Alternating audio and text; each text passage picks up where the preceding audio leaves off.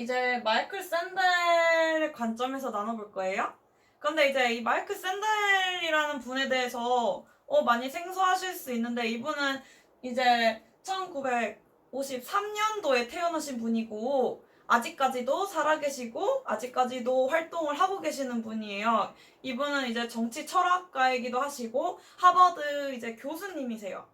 네, 하버드 교수님이시고 하버드에서 이제 저스티스라는 이 명강의를 하는 걸로 굉장히 유명해요. 그래서 이제 그 수업을 들으러 사람들이 엄청 많이 오기도 해요. 네, 그리고 이제 그래서 오늘은 이제 이 마이클 샌델의 저스티스라는 그 책이 있어요. 또 그 정의란 무엇인가 책도 있고 강의도 있는데, 거기에서 그런 강의 내용들을 좀 인용을 해가지고 제가 조금 쉽게 풀어볼 예정이고, 네, 그래서 거기에서 나오는 자료들이에요, 다. 그리고 이제 마이클 샌델은 이런 말을 해요. 지금 우리 현대 사회가 이제 자유지상주의와 이제 공리주의로 물들어 있다, 이런 얘기를 해요.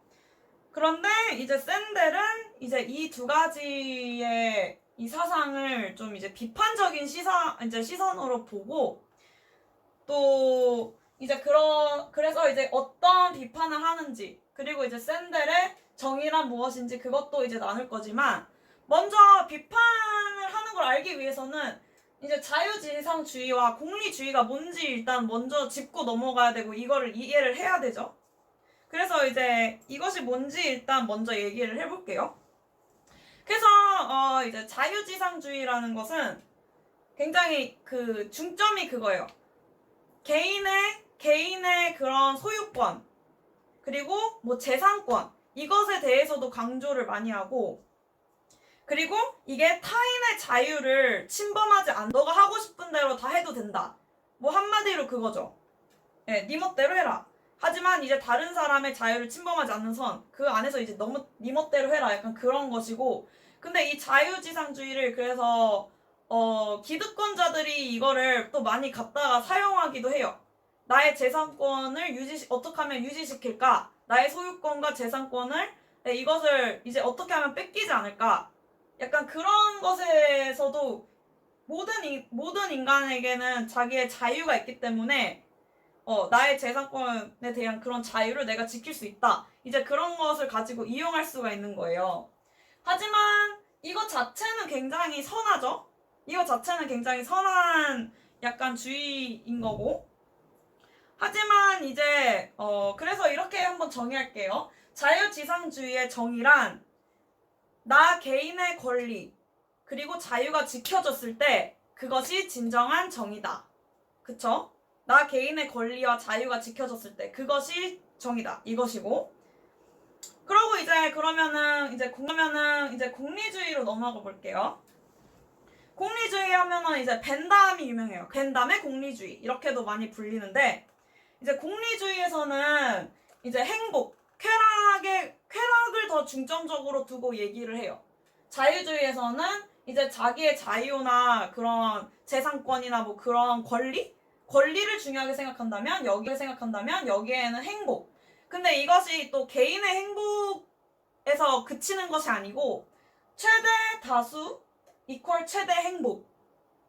네. 그래서 다수의 행복이 이루어졌을 때 사회 안에서 그것이 정의다, 이렇게 얘기를 하는 거예요. 그래서 이 공리주의도 어떻게 보면은 되게 좋은 사상같이 보여요. 그리고 이 공리주의의 특징 중에 하나는 행복이나 고통을 약간 수치화한다, 이거예요. 그러니까 다수의 행복이 최대 행복, 이거 자체가 약간 수학적인 거잖아요. 네, 수학적인 것이고, 때문에 약간 다수를 위해서는 어떻게 보면 소수가 희생해야 된다, 약간 이런 개념까지도 가요. 네, 그런 개념까지도 가고, 네. 그래서 어쨌든 이렇게 그러면은 좀 정리를 할 수가 있겠죠. 자유지상주의의 정의는 그죠? 개인의 주권, 개인의 권리가 지켜졌을 때가 정의인 거고, 공리주의의 정의는 다수가 행복한 사회가 정의로운 사회다, 이렇게 말할 수 있는 거겠죠. 그런데 이제 여기서 그러면은 둘 다 뭐 그렇게 나쁜 것 같진 않은데 어떤 부분이 비판을 받느냐. 이제 여기들이 샌델이 비판을 해요. 자기의 그 강연에서. 일단 마이클 샌델은 공동체주의를 이제 얘기하는 철학자, 정치 철학자인데 첫 번째로 이제 자유지상주의에 대해서 비판하는 것은 너무 이 공리주의나 자유지상주의나 다 너무 이제 개인주의적이다. 이것에 관련돼서 비판을 하는 거예요.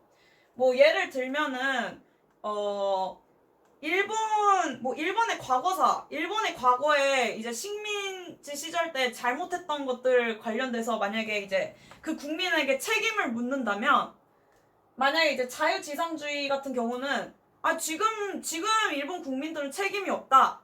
왜냐면은 그 사람들이 한 게 아니기 때문에 그냥 과거에 다른 사람들이 한 거기 때문에 책임이 없다. 이렇게 말할 거라는 거예요. 하지만 이걸 그 공동체주의적으로 봤을 때는 책임을 져야 하는 게 마땅하다 이거죠. 약간 그런 의미로서 이제 그 개인주의적인 것을 비판을 해서 이 도덕적인 주체를 뭔가 개인으로 보면은 그것은 잘못된 도덕주의다 이렇게 말을 하는 거예요.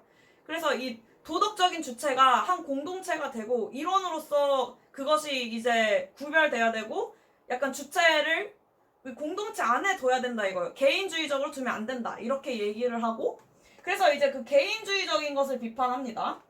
그리고 또 한 가지 비판하는 것은 이제 공리주의에 관련돼서도 이제 비판을 하는데 여기에서 트롤리의 딜레마를 다들 들어보셨나요? 트롤리의 딜레마라는 것은 이제 한 상황이 있는 거예요.